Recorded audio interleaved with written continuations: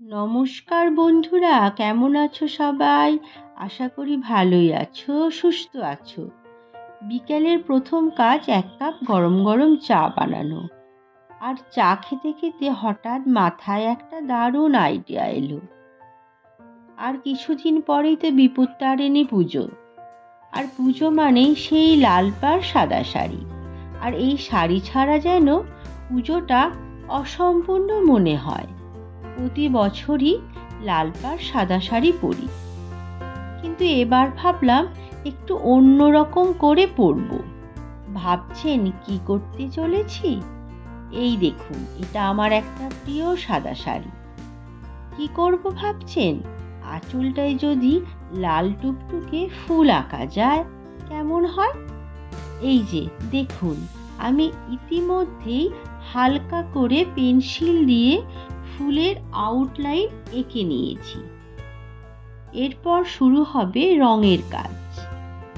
আর এই রঙের জন্য আমার সবচেয়ে বড় সাহায্যকারী হলো আমার মেয়ে। ও সব রং আর তুলি দিয়েই আজ আমার এই নতুন কাজটা তৈরি হচ্ছে। ওর রঙগুলো আমার কাজে লাগছে দেখে ও তো দারুণ খুশি। আমি ভীষণ আশা করছি এই লাল ফুলের ডিজাইনটা শাড়িটার সৌন্দর্য আরও বাড়িয়ে দেবে। আপনাদের কি মনে হয়, এই সাদা শাড়িতে লাল ফুলের নকশা কেমন লাগবে? কাজটা প্রায় শেষের দিকে।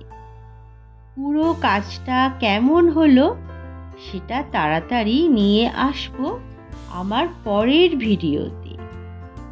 ততক্ষণ পর্যন্ত কিন্তু আপনাদের মতামত জানাতে ভুলবেন না।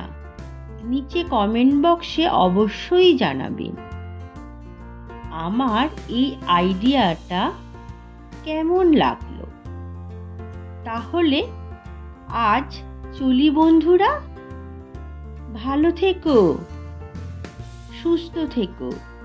খুব তাড়াতাড়ি দেখা হবে আবার পরের ভিডিওতে, কেমন?